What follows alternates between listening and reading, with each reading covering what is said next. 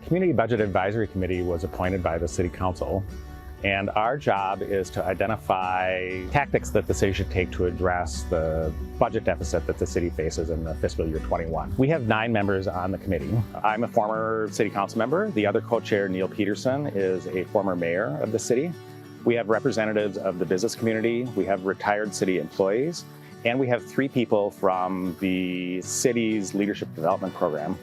Everyone who's on the committee has some background in public finance or in the city budget, so the group was really able to hit the ground running and tackle this complicated problem. The strength of Bloomington is now kind of a temporary weakness in that lodging and admissions taxes, which we collect a lot of money from, and then hotel occupancy are all significantly down, and there's no makeup for that. It's just money that will never be recovered. If things had continued on the trend that they were on, we would have generated in excess of $9 million in lodging revenues in 2021. And based on a range of estimates that the city has prepared using industry data, the estimates are we'll get instead of $9 million, we'll get between $4.5 and $7 million worth of revenue. So you can see that there's a pretty substantial gap between those two numbers. This is new territory for the city of Bloomington. So we're taking a pretty conservative view and want to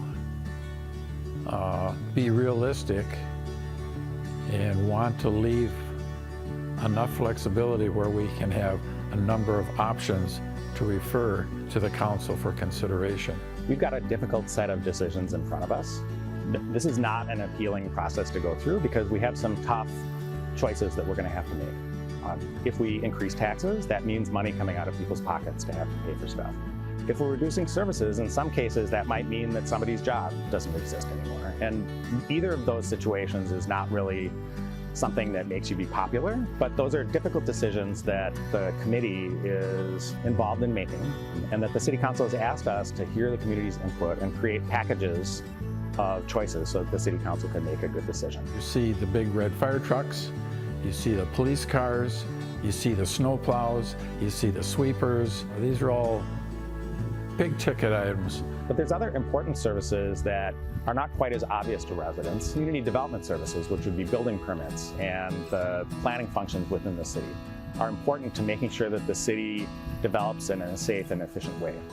And also promoting economic development in the city. Community Services Department, which provides a wide array of services within the community. The Park and Recreation Department, which takes care of our incredible park system where over 1/3 of the city is in park.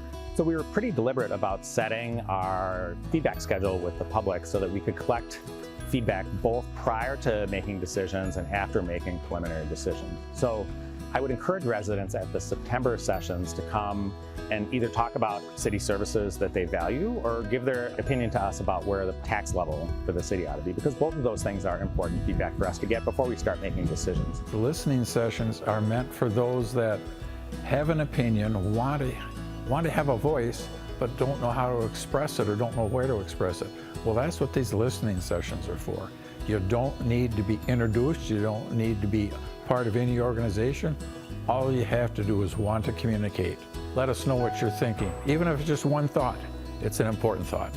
If you've got it, others have got it. So we need to hear it and we need to put that in the equation when we make decisions. It's really important that everyone in the community provide their input to the committee. We don't have preconceived notions about whether we're going to increase taxes or whether we're going to cut services, and we need input from a broad representative group of the community to make sure that we make good decisions and provide the City Council with the best information that we can. But my personal view is I'm doing this for 85,000 residents of the city. That's our #1 criteria. How do we best serve the citizens? And that's why this is so important, to have citizen input.